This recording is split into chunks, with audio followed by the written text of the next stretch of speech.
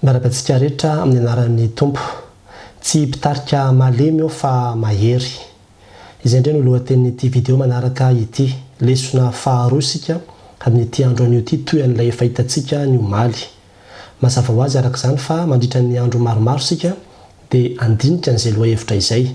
Resaka fahaiza mitarika na hoe leadership no jerevantsika ao anatin'izany. Ka ireto zavatra dimy reto tsy manahirana mihitsy ny mamerina azy mba ho haintsika tsara. Rehefa vita izao fiofanana samihafa izao. Voalohany dia ny hoe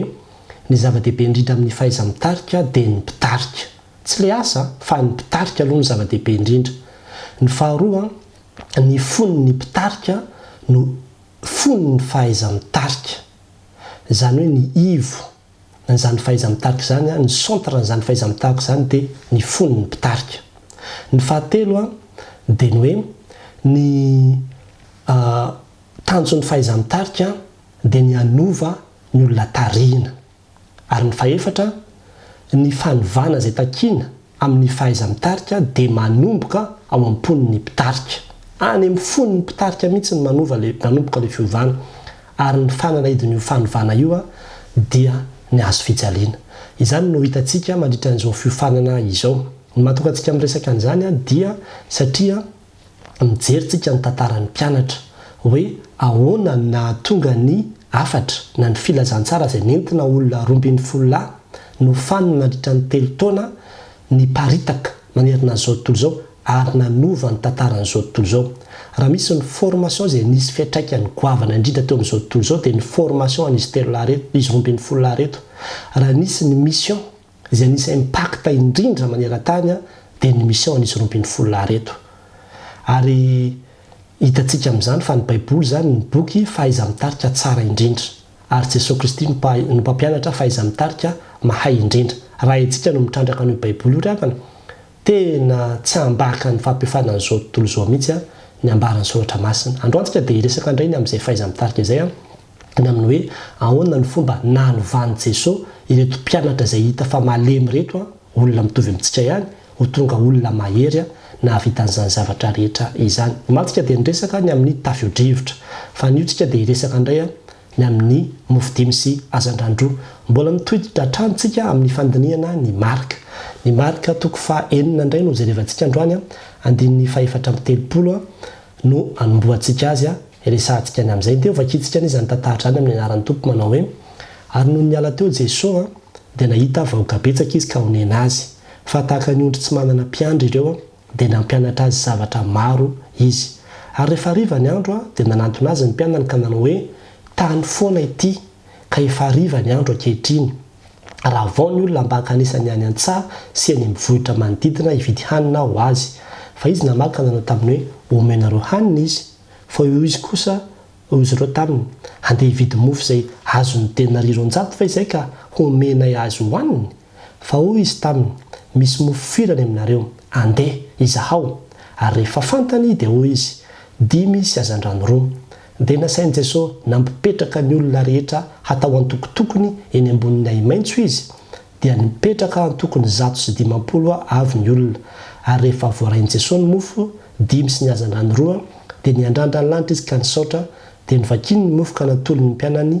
mba arosony eny alohan'ny olona, ary ny hazan-drano 2 no zarainy tamin'ny olona rehetra. Ary samy nihinana avokoa ny olona rehetra ka voky, ary nangonina izay sombitsombony mofo sy ny hazan-drano ka dia nahafeno arona 12,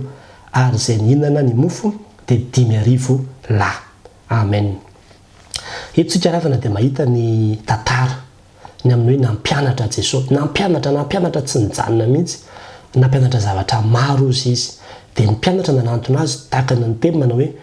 o Jesosy aoka aloha izay le fampianaranao, efa hariva ny andro, aleo ireo olona ireo ody amin'izay, fa ireo olona ireo alavitra daholo e, noana ty ireo olona ireo sahirana eto tsika fa avelao ireo andeha ody ihany. Fa ohatran'izay izany le resaka hoe tany foana ty tsisy nininona, avelao izy ody hitady sakafo sy vidy sakafo any vohatra samihafa any. Dia hoy Jesosy manao hoe omeo ianareo hanina izy. Ny zavatra hitantsika aloha izany dia izao, ny fon'ny mpianatra dia fo mahita olana. Hitany zareo le olana, tsy Jesosy no niteny hoe omena hoe misy olana, fa ny mpianatra no niteny hoe misy olana. dia izao nefa ohatsy sao hoe ndana omenareo hanina izy dia ozy ny mpianatra manao hoe aiza ozy ny amezany hanina an'ireo vola ohatrinona aty aminay dia izany hoe avidy sakafo an'ireo olona be deaibe ireo olona mihoatra ny 5,000 ilay izy tamin'izay fotoana izay dia tahaka izany mihitsy koa ry havana ny zavatra mila ovana amin'ny fon'ny mpitarika dia ilay fo mahita olana saingy tsy te hisahirana amahazany ny any mba avaolana hitan'ny mpianatra dia ny hoe alefaso mody izy tsy te hisahirana izy amahan'ilay izy nefa dia ozy ny tompo manao hoe tsy mainty tadiavanareo izy atray mihitsy ataona zay mandehana izaao ohatrany hoe nasesiky ny tompo mihitsy zany hoe mandehanareo tadiavinareo vahaolan'ireo dia lasa reo nandeha nitady tany eo zany mahafinaritra antsika le amin'ilay fomba fampianatra leadership an' Jesosy Kristy ny amin'ny hoe rehefa manofana izy zany mitondra antsika anatina stazy pratika mihitsy izy eo amin'ny fiainana dia indraindray ao anatin'ireny tsy fisiana reny dia asiany tompo ianao ny ankabetsahantsika dia mahita n'ilay olana fotsiny dia kivy eo tsika dia mitaraina eo tsika dia mitsikery eo tsika dia ohatran'izay no ataontsika dia ohatrany hoe tsisy vahaolana fa dia hoe alao mandeha mody dia zay fotsiny fa ozy ny tompo manao hoe mandehana mitady fa rehefa mitady ianao mahita ianao mahita vahaolana ianao ao anatin'ny zavatra ary tsy zavatra kely anananao fotsiny dia hoento fa ampy izay dia rehefa nandeha ny mpianatra mofo 5 sazan-drano no hitany ohatrany hoe nampimehbe zany hoe zany ve no entiny eo amin'ny tompo inona ny dika zany fa rehefa nentiny ilay izy inona tonga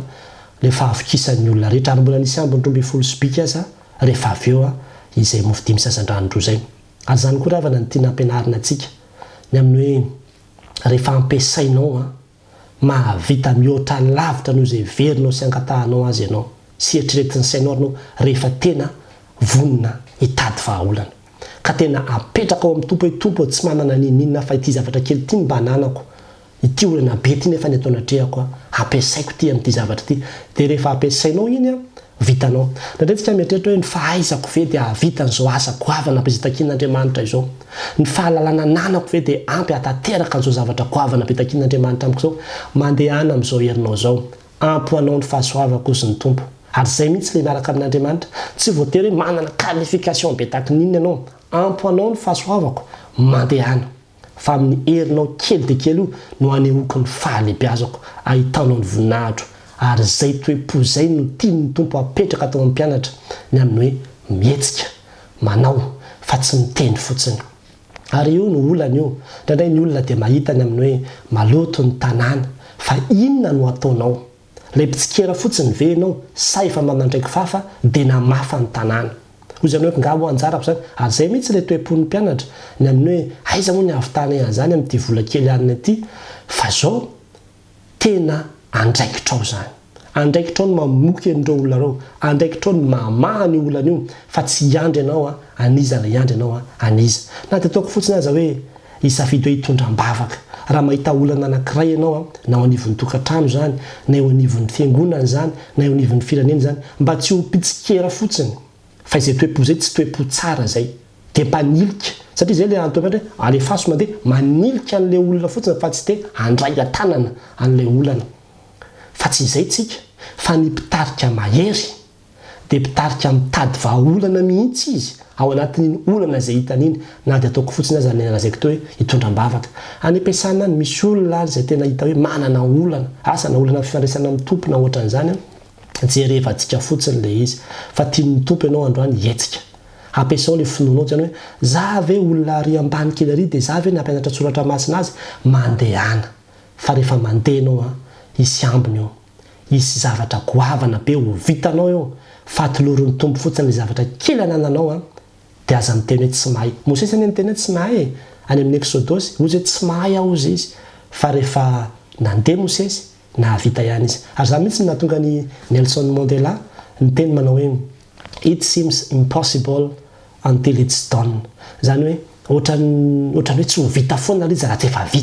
efa vita mihitsy izy vao mitenana hoe vita ihany ka ity zavatra ity dia zany mihitsy ravana ny leadership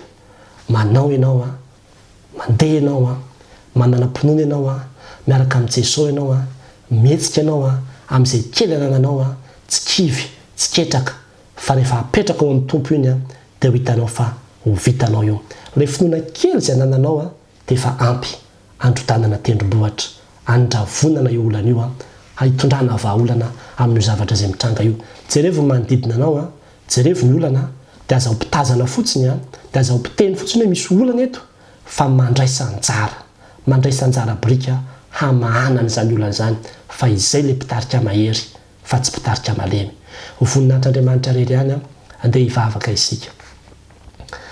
dia midera sy mankalaza anao hatrany izay ry andriamanitra rainay eo